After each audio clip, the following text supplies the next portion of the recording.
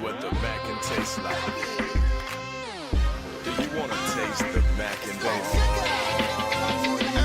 Have you ever seen a Mac in the flesh? My hand is broken and fractured from all the niggas I've been smacking to death. If it ain't moving, I can sure make it budge. And the only time I let a bitch get under my skin is if I'm donating blood. I give sugar to the bitches that I subdue. If niggas is tripping, it's razor blade or cut them every way but loose. I'm grooving with my hand up your wife. And if you mad, that's between you and your hoe, cause I'm too handsome to fight. Now at the crack of dawn, I'm in my Cadillac on the back of dawn, trying to get more bread than a pack of buns. My bitches Get it in chewing your crack like a system. pack of gum while I'm stacking my crumbs up from David Abernathy to Babylon. I figured if you train a hoe up to do right, then she'll do right. When I'm impressed, I throw some bread at her. Let's have a food fight. I appreciate the fact that,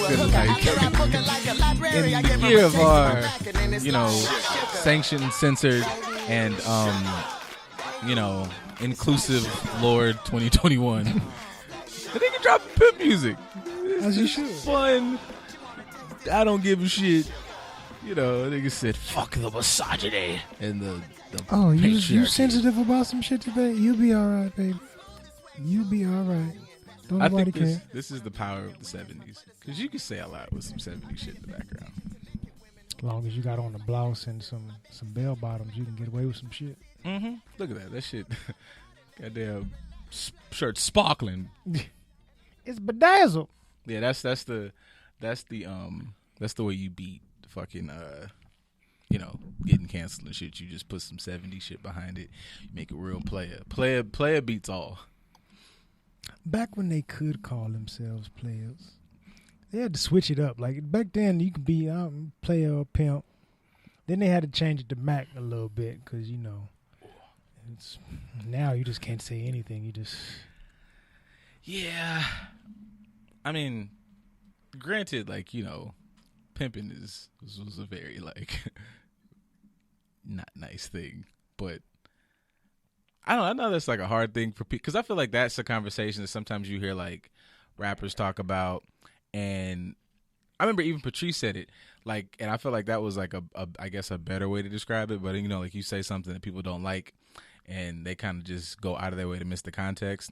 Of course, putting a hoe on the track, terrible, but understanding the appeal of, nah, man, I would just like to have a bit of sway, when I'm talking to women. I desire women. I desire not to be a fucking, loser out here. And that's what this might represent. Clearly they went way left, but niggas be saying it niggas just want to treat bitches like shit. And it's I don't know, man. I think when niggas talk about it, they just talk about the appeal. Hey, I say something, it's respected and validated. That probably is the point. Should they have used pimps? Maybe not, but whatever. Does it really matter to a degree? Because a lot of people really care about what you say to a degree, but more so how you say it. So could you be said pimp and say, I'm gonna clean this up a bit for 2021. I'm not pimp. I'm not dropping my hoes off on the stroll. I'm escorting my employee to her work site for the day. Well, I think so now in the world of sex workers and shit. I think you could definitely be and then you can really put that on I'm not only am I'm an executive of my employees, but also I'm kind of in the security business because I keep them safe. Pretty much. That's a big part of a pimp's job is That's what the P stands for, baby. Yeah. Protection. Yeah. In case you was wondering. There's rules and regulations and all types of things. It's it's some real. We're a family. Hi y'all. Y'all talk about pimps. Right. That's the acronym for pimp. Protecting the investment of my pussy. Wow, that was good. I try. That was good. I do what I can. Yeah, protecting your investment. That you know what? That's all right. That wouldn't. Come on, man. Unscrunch your face, man. It wasn't that bad. Come on, man. Just relax. It's just a little wordplay. Just a little. You tuned in. You know what you're listening to. You know how the first 5 to 10 minutes go, and we don't even do it on purpose. That's just kind of how it happens because it's entertaining to a degree. Hi, everybody. Welcome to starting your week off. This is the last week of the month. You got May coming up. Next time you see us is gonna be May. Gonna be Drinko de Mayo coming up, and y'all gonna lose y'all goddamn mind. But welcome to the last week, the last Monday episode of the month. Hope you got your week started off nice. You should be home by now, or at least getting to it. Get you a nice glass of wine, turn this on, and just let your eardrum. We started it off so nicely. Your eardrums got all nice, and they got scintillated a little bit. It's talking real nice in your ear, baby. We're just getting you ready for the evening. This is how we started it off for today. I like being the wine pod. I feel really adult with that. The like, wine pod? Yeah, I feel like some people you want to be the motherfucking get turned and listen, but no, man, you sitting, you sipping, you at the house, you in your comfortable chair, you in your lounge clothes, you throw off that work shit, you don't give a fuck about that report. And you want to listen to us, and you just want to sit and go you know what? That's motherfucking right. That's what I want. I don't need all the to get the fans. That's you know what, nigga? You know what? That makes sense. That makes a motherfucking sense what they said. That right there, that's yeah. Wine wisdom. Yeah. You got that wine wisdom. Mm-hmm. Now, for those of you that don't know, that's growth. Because I remember when we first had this podcast conversation many moons ago. Oh yeah, I wanted just ass naked in the streets. Pretty much. Yeah. I mean, one of the names that we threw out, and I remember it, was HennyCon. Yeah. I remember when you were like, HennyCon might be a thing. Yeah. That's before we had Duce Palooza and all that. And they did fuck, man, that would have been as I feel now, that would have just been hard energy to fucking maintain. This shit, this gonna be anime, comic books, and cognac niggerdom. This would have been a every 2 weeks pod, because I would have had to build up, because you had to come in there that's right, nigga. It had to been anime outfits, but in Hennessy. It would have been cool. It would have just been I'm gonna die if I try to do this twice a week. Right. Oh fuck no. That is growth, people. Sometimes the ideas that you have in your mind, they don't work out for a reason. Yeah. For your own betterment, especially because neither one of us are 100% the same individual we were when we had these conversations 6 years ago. I couldn't imagine being yeah, that's right, baby. Give me my motherfucking shuriken. Pour me another shot. Have you guys ever been depressed? I was working with somebody yesterday. I wasn't like this. I wasn't like this. But let me tell you, I could have probably swung that, but that would have just been exhausting. I was drinking, Yeah. but I wasn't doing therapy. Look at her. Look at her up here up front. Look at you. Huh? Yeah, it'd have been like Martin, I run tell that, and I'm trying to sprinkle in something of substance. Actually, I remember there was a couple episodes that you was I was that guy when this first started. It was there's an episode out there, and it's if you got to go way back in the SoundClouds though, and it's one of our longest episodes. I'm so drunk because I think I've told this story, but we did 2 hours, and then it fucking botched the whole episode and had to do 2 more hours, and fucking in my brain was you got to stay as drunk as you were. But I just kept getting drunker. I was way more. Niggas was so when you talking about relationships, did that motherfucker do the alley oop like that? Did y'all see that shit? Fuck them hoes. Fuck what they was talking. That was me. Yeah. Yeah. You'll probably laugh. I recall being one of the only sober people at the time. He had 2 sips, bro. I had I had drinks. I had a high tolerance. My muscles were saturated. They were definitely, I was a lot more swole than I was now, so my body was soaking up everything. So the little bit of liquor that I had, it didn't do anything to me. But we went on a liquor run. Yeah. After we realized we fucked up the first episode, and nothing that we said was going to be picked up properly, and we had to do it all over again. I could have outdrank Thor Bjornsson at that time. It was what you the mountain bitch? All right. Mountain of this fucking yak, nigga. What you won't do, Yeah. nigga. Yeah, that was a time. Shout out to growth. Right? Shout out to growth and maturity. It's definitely what's necessary because, like I said, sometimes the ideas that you have in your mind, they don't work out for your betterment. Sometimes you promise that you are going to do something, and it just doesn't work out how it should. And, we can bring that up when it comes to Brother Umar. He had some things that he had on his mind today in regards to not getting things that he was told he was supposed to be getting. Now, see, there's growth and maturity. And also, I feel like there is also things where I don't want to stunt anybody's ability to talk. And also, I take into account that there also are people listening. Once again, like we always say, there are people listening to find the fuck up or find whatever. But sometimes maybe it's like, I cut this motherfucker mic off real quick. Because, like, he was, like, on literally 10 out of 10 combos left and right for, like, a good section. And then it just kind of jumped off into, like, and I can't say that it jumped off completely just into just bullshit land, but it just became something that is like, I get it, but you just can't substantiate this. Like when they jumped off into like Brett Favre, and then it turned into something that was just like, this is a racist thing. But it talked about, the quarterback from Houston. And granted, I don't necessarily disagree, but it was just something that you can't fully substantiate just yet. And those things kind of muddy the waters, because if you start going like, this is 100% absolute racism that this man, I'm like, while I kind of still agree, we just don't got nothing to substantiate these claims. This shit over here though about the deaths and the fucking, and that shit is plain as day. It's like, you know what?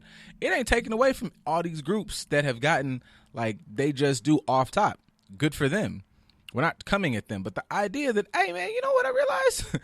It's been this motherfucker here, the motherfucker before him, and unfortunately everybody's favorite, the motherfucker before him, that just was like, we can't do anything for anybody specific. And we was all out here going, you know what? He's doing his best. He can't just look out for us. But sure enough, the motherfucker kind of can look out for us. Like, just a little fucking bit. Like something, motherfuckers got a little heat. Now, everybody's experienced discrimination, of course. But motherfuckers got a little extra heat because of old Agent Orange. And it was like, stop that shit immediately. Right. I don't know that it's been like, I don't even know if you can go, 2 months without a black person dying in this, like, death, not fucking talked about, not beat up, not hit dead in the streets. And it's just like, we have to figure out a way. Bitch, what? You being generous saying go 2 days. And within the last 2 months alone, I don't think we've gone 1 day. Literally. That's a bar. Within the first 100 days of said presidency, he named 5 high profile ones, but it's been some type of assault or something every day, damn near. They get a little heat put on them, not to discriminate, not to hate on y'all struggle, because it is relevant, it is real, but they get a little heat put on you for a couple months, and we got a billboard outside in the front saying stop Asian hate, and this is not an Asian community, which is kind of surprising. Yeah, but also, because I actually got a DM that was like, I can't wait to hear your guys' fucking take on this. And I'm like, well, it's gonna be what it is. I mean, this it has not changed. But he did say this, and I, because I'm not a fan of, and we've discussed this, class, from, we aren't that many episodes outside of, that fucking boy, man. Like, rest in peace to the guy DMX, but we have to stop him. He's just, I feel like he's, you know what? I'm going to just try to retract from how I talked earlier about the young man. He's young enough, I feel like, for us to say, but boy, if we don't, hang on. If we don't get a hold on this nigga, bro, because I can't do no more songs, okay? I don't want no more remixes. Stop. Stop. All right, I'm gonna come back. Now, fucking stop it, please. Here's the thing. He brought it back to us, which I think is true. You cannot be out here trying to empathize and rationalize and fucking harmonize and electric slide eyes with motherfuckers who just don't give a fuck. Like, you're using tools that don't fucking apply. You know what I'm saying? It's like it just doesn't make sense. Now, what made sense, and this is what people like, I feel like, it's not to call for, just fucking mayhem in the streets, but for the first time in a long fucking time, niggas introduced consequences. Like, even to put, go Martin Luther King with the shit. Like, it's non-violence. Like, nah, man, okay, he wasn't just busting in homes and hitting niggas in the head with motherfucking hammers, which he would have been justified to do, I'm not gonna lie to you.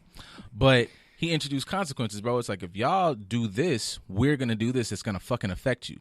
Niggas be sitting up here thinking if we sing and dance, you know what white folks do, nigga? Like, for the people that are in, I'm gonna cut this bitch the fuck off. I'm gonna unfollow. Like, I'm gonna just swipe left the way y'all be doing on them fuck apps. Like, you just, I don't give a shit about what you niggas is singing about. Go get a job, you bum. And that's all y'all be doing.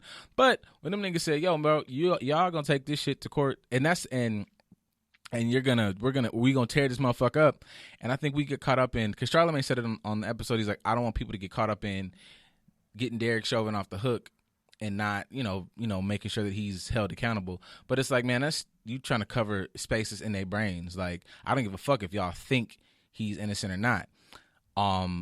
What I want you to do is lock the motherfucker up. And so if I need to not convince you, but let you know if you don't do the right thing, I'm going to knock all this shit over, then fuck it. You can believe he's a right person all you want. Lock the motherfucker up. And I think people have to get into the idea that, nigga, we need to do what works. So I'll knock your motherfucking ass out, Karen, for walking up and spitting on me. I'm going to throw you into the fucking, she could have stomped that bitch too, to be honest. Like, don't just shove, nigga. Don't pull no camera out on me, bro. Like, let's rock these niggas. Don't pull no camera. You're going to beat these niggas up and let's go. But, yeah, I just feel like we have to change our tactics on this. So what is our tactic, and will it get recognized? Because I think that everything that we do and have done throughout our history here, it gets demonized or it gets used for somebody else's agenda, and then nothing happens. Because we spent from summer of last year up until this year bringing attention to certain things for us, and it actually has escalated since Biden has got in office, and nothing has changed. The Asian community, they done brought forth, their most recent situations. We got billboards, we got laws put in place and policies and things of that nature to help support them. Mind you, nobody's paying attention to the street vendors, the Latino street vendors. They still have some of them out there getting mistreated. Nobody said anything about them at all. True. Nobody's talking about all the other multicultural situations that are going on all around the world. We have those members of those communities here that are advocating for some sort of just attention. Just talk about what's going on in my home country on TV. That's all I want. Just bring some attention to us so we can get some help. That's not helping at all. Nothing is getting changed.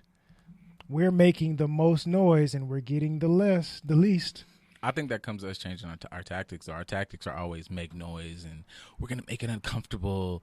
They're gonna be bothered. But what's the tactic? We've tried throughout all points in history of the colonizers' existence in this country. I don't want to say since our existence here, because we were here before them, and we don't even get to recognize that point. Like, no, we were here before. Like, a lot of us came over here in that aspect, but we were already present. You guys just erased that out of the history books altogether, to the point where we don't even look, and we got Google at our fingertips. That's a whole nother situation. But from the existence of you coming here to decide that you discovered some shit, we've tried every single tactic that you can think of, with the exception of knock all this motherfucking shit over. We've done that. I think we don't stand on it, though. We don't stick to it long. Yeah. I think that's part of our issue is like, I got meat in my teeth. I think with us, it's like, you square up like you're gonna punch just so somebody can back up off you, but that don't mean they're not thinking about beating your ass. They don't stop. We do a lot of this. Like, you better pump fake. Yeah, we do a whole lot of pump faking, and I think, like we've said, I know we've said this before, and it's fear that, like, if you just full swing and hit this motherfucker, they're gonna hit you back harder, as opposed to going, I'm in a fight for real. Like, I'm doing up here all this shaking and jumping and hoping. They're not stopping the progression towards me. They're a little cautious because they're scared too, but they're like, oh, this motherfucker not finna swing. Hit this motherfucker and keep hitting this motherfucker and be like, yo, bro, every time you come over here, I'm gonna fuck you up. That's what gets a bully up off you. We don't want to do the part where it's like, we like the motherfucker in the movies where you hit him once and you think it's done, and you be sitting there like, yo, that took the motherfucker 12 seconds to realize that you hit them. If you kept hitting him, this fight would be over. You would have such a better life in high school. We the motherfucker be like, but that tactic of the pump fake, We got that from them. Yeah. I'm using this tactic to deflect from the fact that I'm really afraid and I really don't want you to come any closer to me. I feel threatened, and I'm trying to show you that I'm standing my ground. All that shit, that comes from them. So why do you think that's going to work on them? Why do we continue to do that? It has not worked at any given time throughout history and during the multiple times we've tried it. I mean, I think, that's super mental healthy. That's our problem, period, is that, that's an inner problem. You would have to start, just looking into, all right, man, we've been doing this a lot of shit the same fucking way. Why do I keep doing this shit this way? Why do I never try to adjust? And it's like you realize, like, we gloss it over with that's not the good way, that's not the best way. Turn the other cheek because Jesus would have, so on and so forth. We don't need to stoop down to that level. Instead of just kind of sitting back thinking like, you're not stooping down. You're defending yourself. You're fighting for your rights. You're fighting for your people. And the reasons that you're really not doing it is because you are scared. And admitting you're scared, like last week, like admitting you're insecure, doesn't mean that you all of a sudden turn into fucking Superman. But you go, all right, I'm scared. Now I can at least address this fear. I know that it is fear of what they're going to do back to me. So now I got to sort some shit out. Like, I'm scared that, you pop back and it's fucking war and pandemonium in the streets. And it's like, okay, but do you have a better chance of shit going better doing that? And this is not necessarily just saying fucking burn it all down, but it's like a white man push you around in your fucking, while you walking down the street, beat him the fuck up if he put his hands on you. Because now these motherfuckers recognize you got to meet motherfuckers where they at. These niggas recognize, oh shit, I can get really hurt. That's scary to me. You talking and like trying to make me look like a bad person. I don't care because the motherfuckers I care about are going to go, you were good. Aaron, that was perfectly fine. Those fucking blacks. So that fucking with my spirit and my morality is not a thing.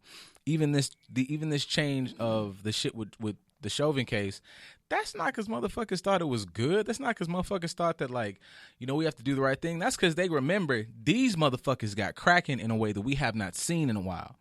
That's what got this shit done. And people are trying to, we don't need to do that. Yes, you do. You need to always have it in your back pocket. Like, look, we can get to it. Now, you want to talk about it, cool. But the getting somebody to talk about, that's what America does. That's why motherfuckers like, you want to be diplomatic? Because if you don't, we'll blow this motherfucker up. That's the move. We're the only ones that don't want to use that move.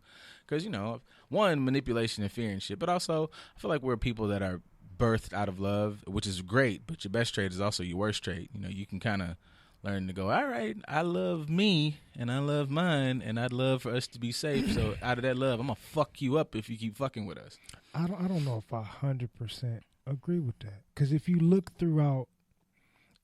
at our people throughout histories, especially in other countries and in the motherland, wasn't no pump faking.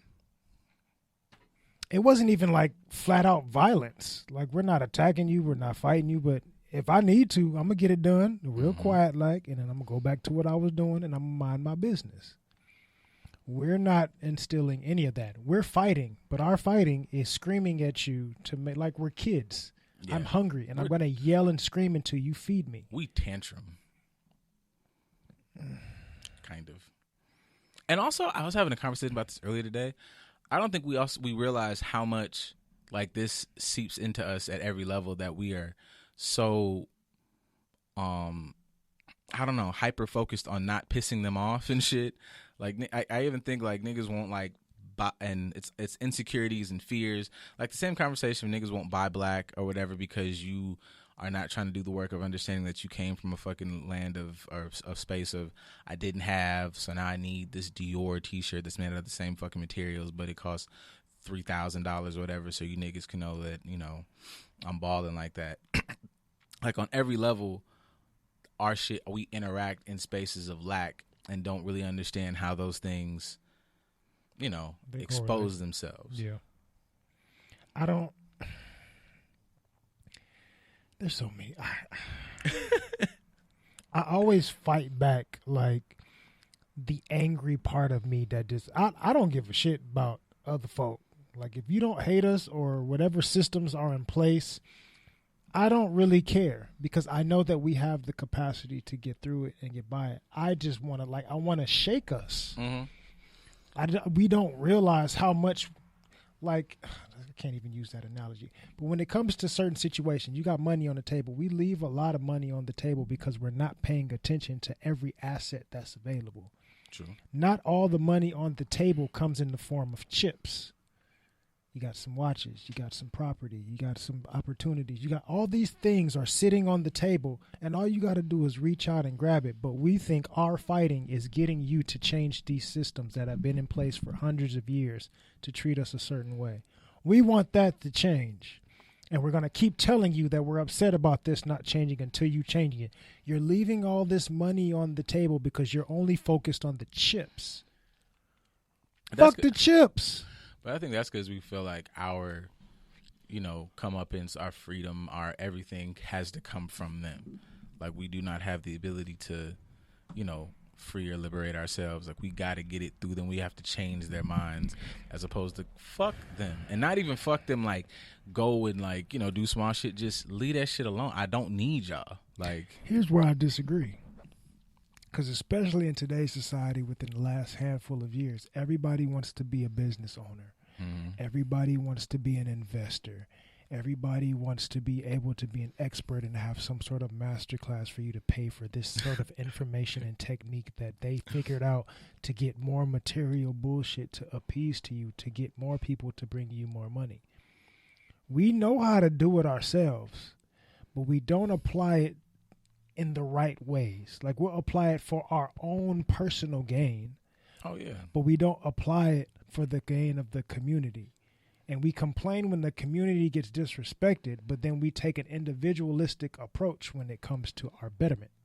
Well, we don't. I feel like we have a lot of, cool taglines and cool rhetoric for this is for us. This is this is, we down with the people. With the people. Oh, that brought me back to that. Sidebar.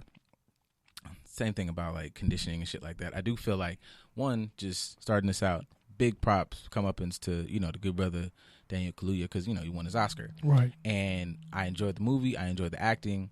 But I do kind of lean a little bit towards, I follow Artemis Gordon on Instagram. And he be having cool little little gems about the entertainment industry. And he made a good point. And he was like, no diss. Or maybe he did say this. He was kind of firing off the hip. But movies like that, while they have great actors and they have great, it is history. Our history is only those stories where you can see Fred Hampton really be as revolutionary, as with the shits as you can. And in the end, he dies. Right. The person, whether he killed himself later on, the person who got to live his life, it was the nigga who got in line. And subconsciously, that does a thing. And I think that contributes also to how we get down out here is because, there is no movie where it's it's just Django. I blew you and that was only because during slavery time, it's so, you motherfuckers like to pretend like it was a million years ago and you can completely separate yourself from that. And now you can just go, yeah, he killed all the slaves, whoop, doop, de whoop, cool. That's not us. But very rare is their media or movies or content or shit like that where it's just these motherfuckers are wrong. We come in and bust their motherfucking ass. That's it. There is no, if I wasn't, even when they deserve, you deserve to die, but I'm such, I don't want that on my conscience. Bitch, slaughter that nigga. Because on the other side, I don't ever see John McClane giving a motherfucker a break. Terminator don't give nobody a break. Predator don't be giving nobody a break. Whoever the fuck else, the white people and every other group gets their comeuppance, and it's justified. It's these motherfuckers did you wrong. Always in our stories, it's and I think that's a subconscious thing to kind of dig in. Don't ever really raise your hand. Keep it you can ball your fist up a little bit, make it look good, but eventually you're gonna put that shit back in your pocket. I think it depends on how we interpret these stories, because so and so being a certain particular way for the movement and then getting killed, that doesn't have to be interpreted in your mind as, let me be docile because I don't want to end up like that. It can also be, that shit pisses me the fuck off, and we need to make sure that doesn't happen the next time around. We need to do that same thing again because it was working, but this time we can do this, and this differently because that's what he did and it didn't work out. Shout out to Questlove. I saw that he's putting out a movie I think this month by the end of the week or something along the lines. But it's highlighting a really big celebration that went on the same summer of Woodstock.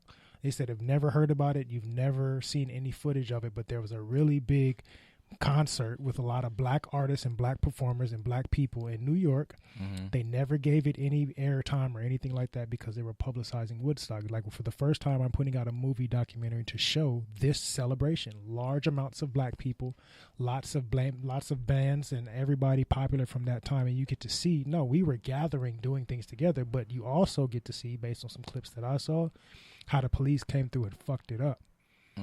At some point, they came through there and they started doing what police traditionally have done in large amounts of black people and treated it like shit. But you need to see that to see, yo, that was completely uncalled for. Yeah. That's something that we need to do this part again, but this is the aspect of it that we need to change or we need to prepare for. It's a person at the door. I agree with that. I also think there's something about how do I say like the what? Oh shit. What's going on, brother? Like the rhetoric that I guess that we use. Cause sometimes like we be talking about I don't know, man, insert black people issue. And I was listening to what's her name? Like Angela Rye. She was giving them the business on motherfucking on whatever fucking political show she was on. But it's always like shit like, we need to have these conversations, and I'm not taking a knock at her. She was giving them niggas the biz. But in general, when it comes to issues about like police reform, it's like these are conversations we need to have. And I'm like, conversations we need to have always seems like though that wording leaves it at step one. And it's like, bitch, we need to be at level 8. We need to fire motherfuckers, change shit, get this, whatever. And I don't be liking when the way they like frame it like, these are just things we need to talk about, we need to discuss. Bitch, we needed to discuss that shit 20 years ago. Right now, you niggas need to go. You need to go to jail. Fuck talking about it. We need to do about it. 20 years ago is an understatement. Yeah. But here's even when in that regard, and like, just to let you know, like, you don't have to be shy. I already cut your mic on. Yeah, you can speak yeah. whenever. Oh, okay. I'm just letting you know because like you ain't got to kick back and you want to jump in, say something. But to the police reform. We got to have these conversations and how these things need to change, this, that, and the other, blah, blah, blah. Like, that's cool. But policing ourselves first. Hey, yo, as a black police officer, sir, what are you doing to stand up for the people that you work with? Because we don't challenge them enough, in my opinion, when it comes to holding ourselves accountable. That's the first thing that we should be doing. Recognizing the history of what has happened and hold ourselves accountable. I don't care about everybody else. What are we doing for us? You wanted to be an officer. Congratulations, you got the goal that you were looking for. But what are you doing to put your job on the line and say, yo, we're not doing that? Because all of these instances, well, not all, but most of these instances, there's been somewhat of an officer of color in the vicinity of what has happened, and they have done absolutely nothing to intervene. I feel like some of them is like asking for, obviously, sure, there's some good apples out there somewhere or whatever, like they say, but I don't know if I'm in the business of looking for a black cop to like do some really good thing because I feel like them niggas choose sides. I feel like, them niggas be like, this is, if it's not just jumping on that blue line shit, niggas choose up. It's like, this is how I feed my family. This is how I do this. Like the fear of being ostracized and having to maybe, throw this fucking uniform out. Cause that seems like what the line in the sand is. Cause them niggas be like cops first. And it's like people are dead, bro. Like, they are some of the only fucking groups that's like, you look at, like, I know I've said this analogy before, but, like, you look at firemen, right? Firemen's job, essentially on paper, is I fight fires. But them niggas started doing their job and realized, there's a lot of motherfuckers out here that's, like, bloody and shit. Maybe we should learn how to patch some motherfuckers up because that's part of the job. Cops is, like, the only motherfuckers who was like, we out here fighting crime and killing shit, but you know what? It seems like every time we show up, we should probably, like, we have to, like, do some conflict resolution. I'm probably not going to build those skills, though. It seems like every time I'm pulling up, it's niggas with anxiety and shit and depression, and this motherfucker got fired, then he found out his wife was cheating, and now he's having a mental breakdown. Damn, it'd be crazy if I knew, like, some mild mental health tactics, but instead, I'm going to go ahead and grab his gun, because I'm... It'd be crazy if I'm somebody that's never even paid attention to this community at all. And now I'm working in this community every single day when I come to work, and I don't know these people and don't identify with them. It would be crazy for me to actually, like, I don't know, learn some history about the people in this area. Like I remember I've heard that rhetoric from like people in various levels of law enforcement. Like, you know, you might work in Compton, you know, you get up at 4 a.m. to get to your job because you live in Sir, you were born in Rancho Palos Verdes. Yeah, you lived there entire life, and then you became a cop because your daddy was a cop and his daddy was a cop. So mind you, you have 3 generations of living relatively well off because they get paid decent, and then you get assigned to work as a Compton cop. I think that shit's dangerous. Super dangerous, but nobody decided to say, hey, motherfuckers love let's not put you over there. Yeah, we quote unquote we need people in this area because there's high amounts of crime, but like maybe you shouldn't be one of the people to go over there. Yeah, because it's just like you can't go. I'm like, and I understand the idea that like, but also you motherfuckers are not like busting bank robbers every other day. Like they're gonna know where the fuck you stay at. Sometimes, man, that's good because it's a little easier. Fuck it, I'm gonna continuously use this because we did work. We helped people. It was a whole lot easier when it was like, I'm just letting you guys know next shift, I'm going to tear this motherfucker up. It's a lot easier for me to go, hey, Rodney, don't do that shit. Like, if I pull up and I see this nigga, I'm like, hey, man, stop the car. It's like, hey, what the fuck is you doing? What is you doing? I'm not cop no more. I'm Big T from up the street who happens to be a cop as opposed to, where you think you're going there, pal? I sound scared. Right. Shit, how many, I can't even put a number on how many times walked in on a hostile situation. That's another thing Umar talked about. Like, where's fucking cafeteria workers, janitors, teachers, whatever, fucking laying down Division I recruits who are fucking about to lose it because, nigga, you don't need to get shot or go to jail. You need your motherfucking ass whooped for the day because you're 15 and you fucking lost it. Cool. Why the fuck? It's a scary job. It's a, like, even the most recent death, the girl with the knife. I don't understand how many people are like, yo, she had a knife. I don't give a fuck. Beat her up, nigga. Why are you not Chuck Liddell? Why the fuck is every cop not fucking Rampage Jackson? Not even that, but hearing more context about her story, she's a kid in foster care. Yeah. Which makes me think, like, you have chosen a career of, like, taking in kids as foster parents. Foster mom's trash. Exactly. No, foster mom, big fucking trash. Because we've worked with foster kids and kids that have gone through these situations on a daily basis, and not ever have I had to worry about, you ain't going to even get to the knife to stab nobody. Not because I'm going to lay you down, but I'm going to make sure I can tell when some shit's going on. You're not even about to get to that point. At no point in your history and time of being an adoptive parent did you have to learn de-escalation tactics for it to not even get that bad? I'm going to jump out the window on a hot take a little bit. As much as, you know, I appreciate people out there who are like, we're going to take in these kids. A lot of you motherfuckers doing that shit for a check. Y'all check. Yeah, y'all up here like, oh, shit, this is a good fund of income. I'm going to get this kid a couple, whatever, groceries, but you're not really facilitating a good home. Trying to paint her out like she was this, that, or third. Clearly, if you're in a foster care, you, for a variety of reasons, you may or may not be like a super troubled youth. You've got trauma. You're not at home.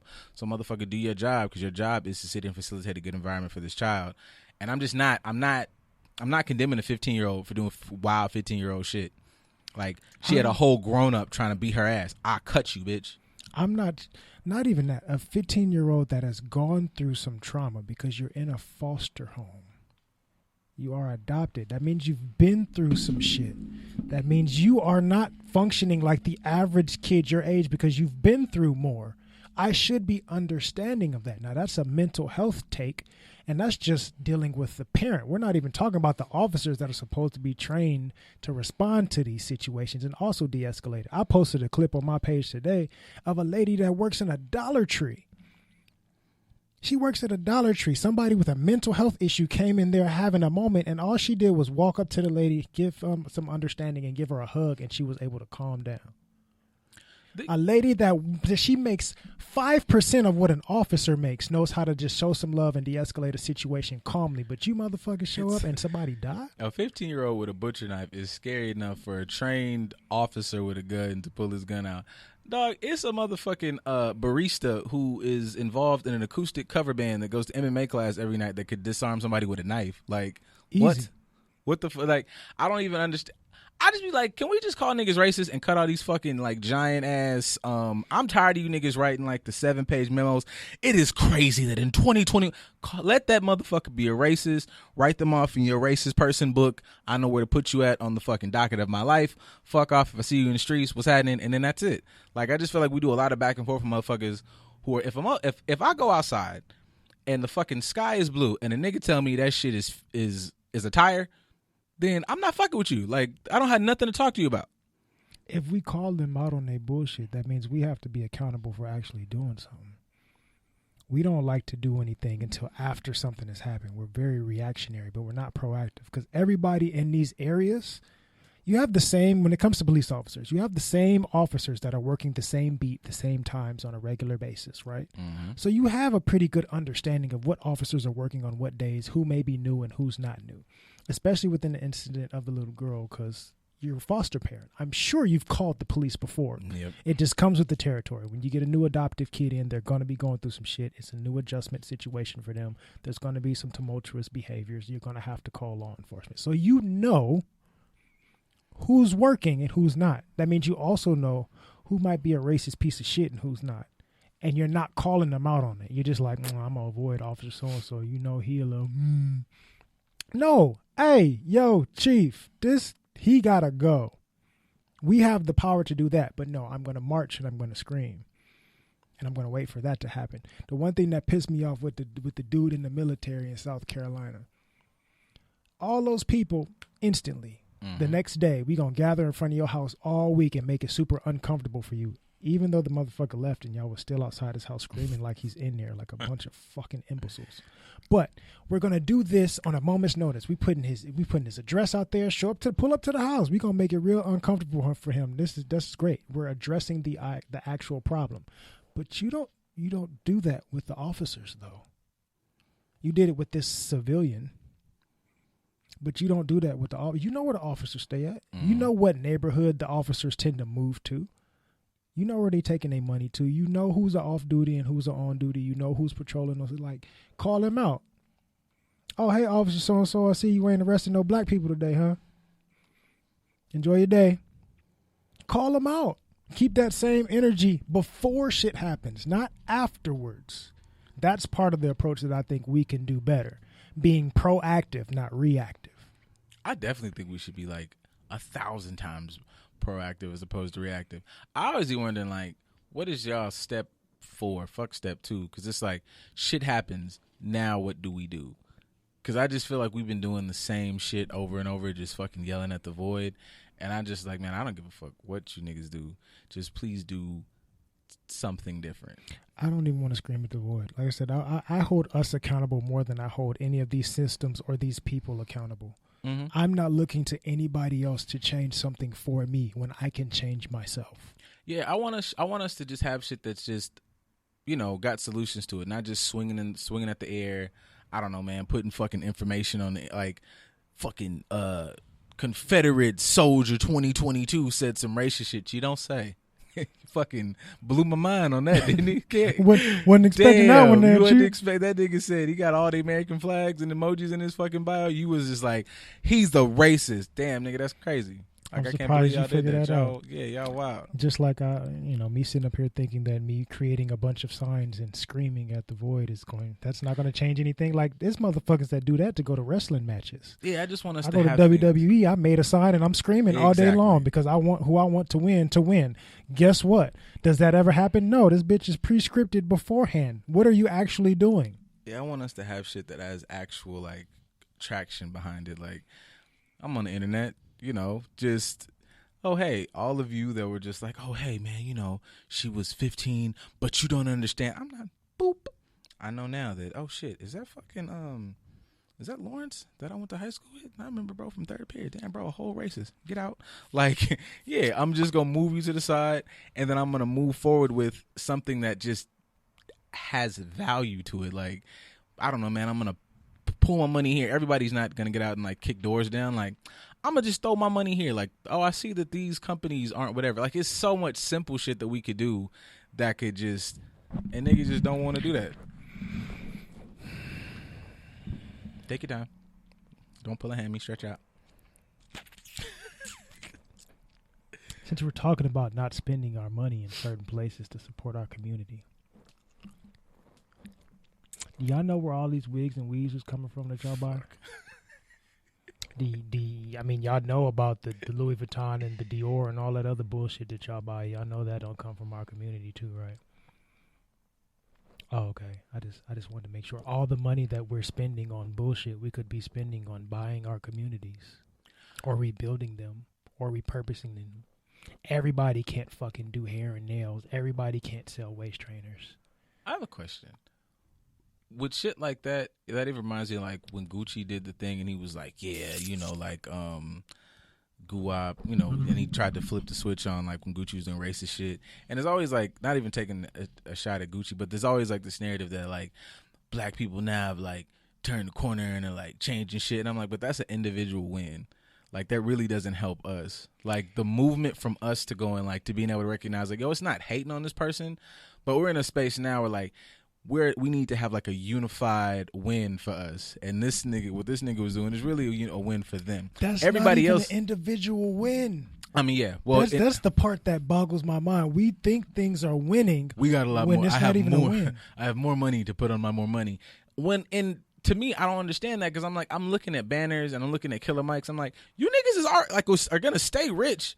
Like you don't have any sense of delayed gratification where like, damn, I could get 800,000 or I can get a fucking 2 million right now with this bullshit company, and they'll give me $2 million right here today. Where if I kind of, look a little forward and put my money here and here, I'll get that same 2 million and probably double triple it. It might just take me 6 months. Like you already rich niggas don't have that. You don't even have to not put your money somewhere.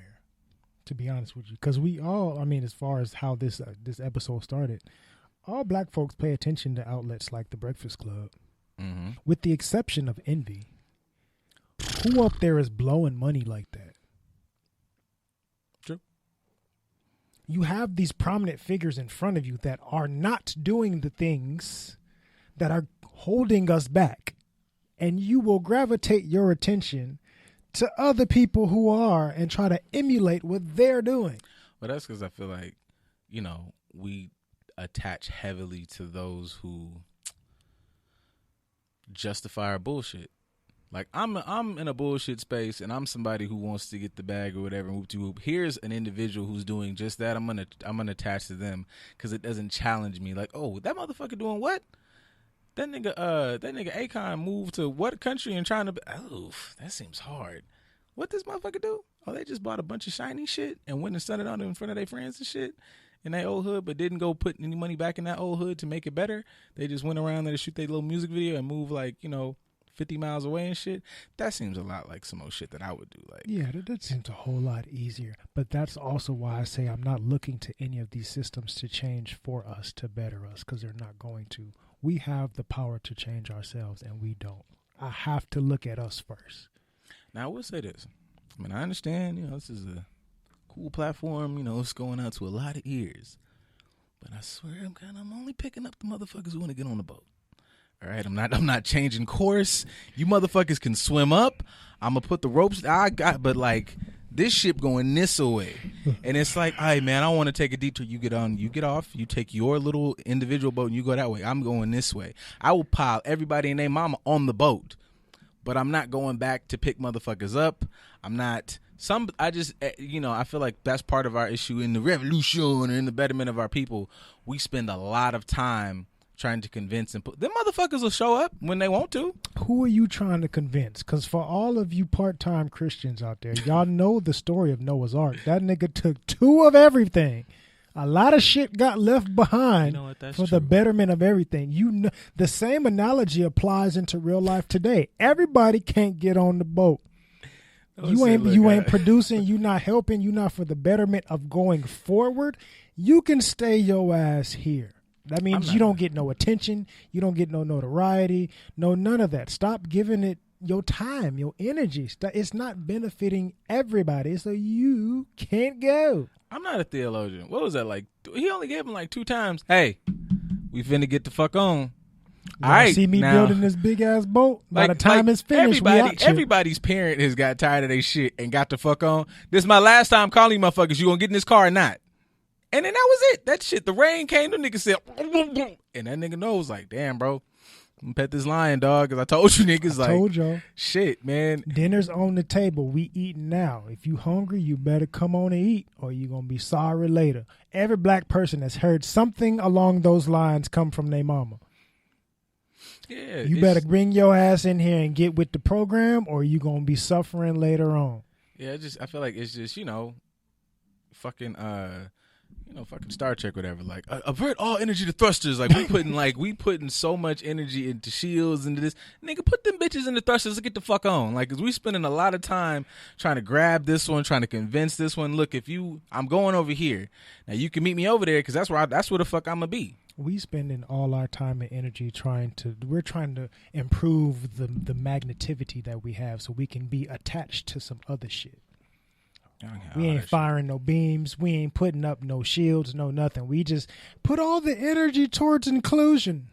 Fuck that. Let's gravitate over there and let's mesh with it. Let's match up. No, you have the power. Throughout history, like I've said, all the approaches that have been done, some have worked. Do you think when it comes to Black Wall Street and Rosewood and all these other different areas that they bombed back in the day, do you think they will bomb them again today? No.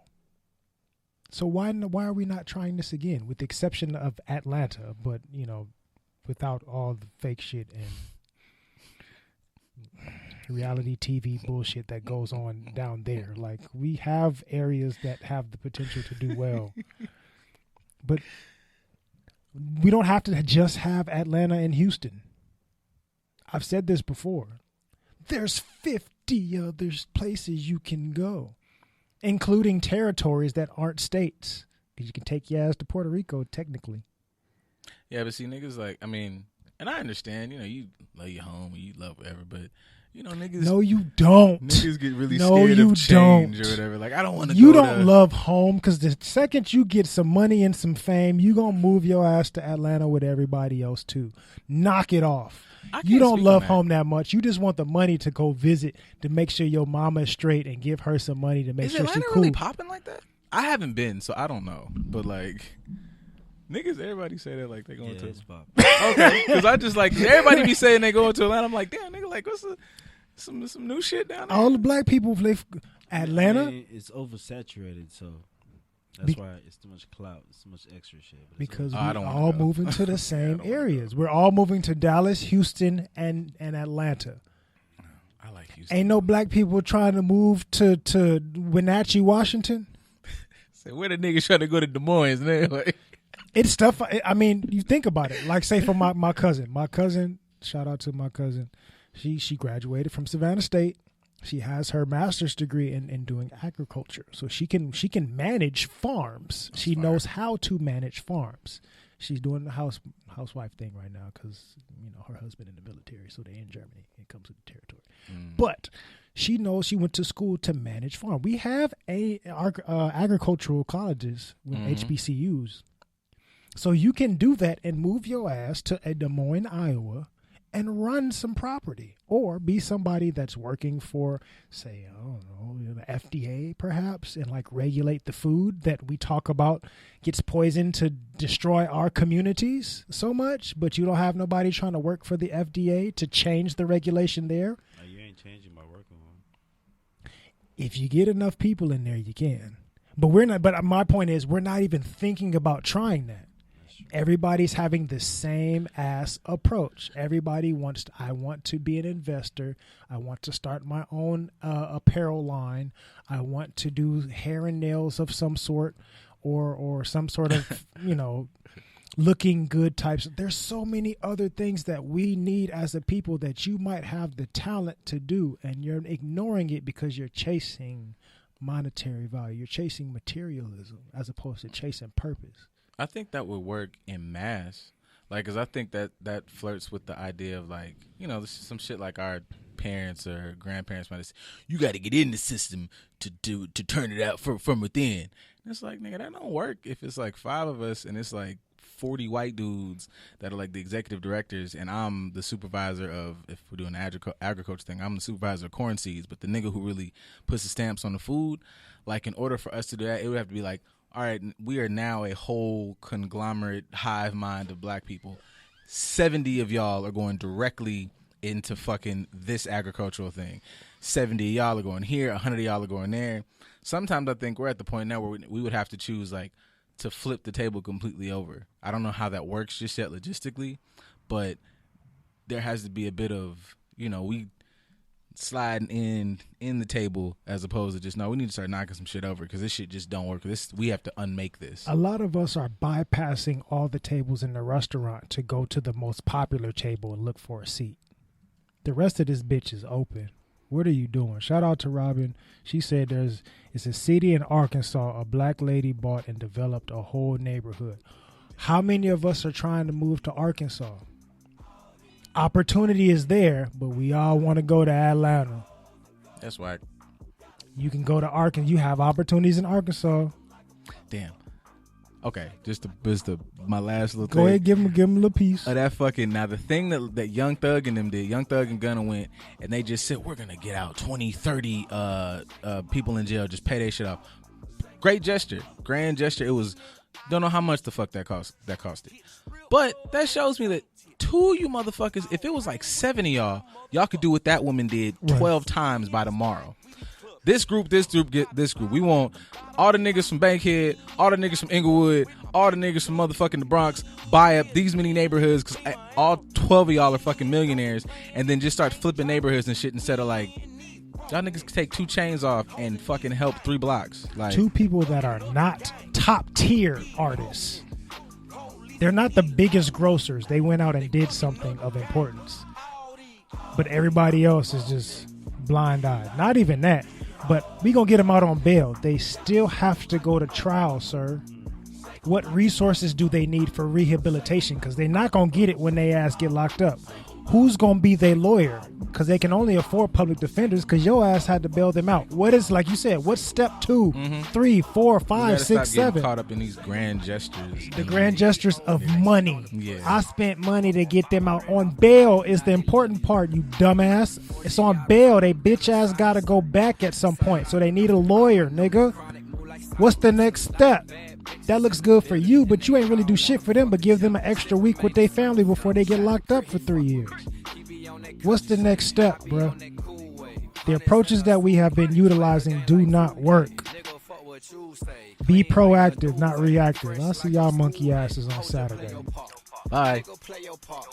Knew he wasn't real, he been flexing from the start. They call me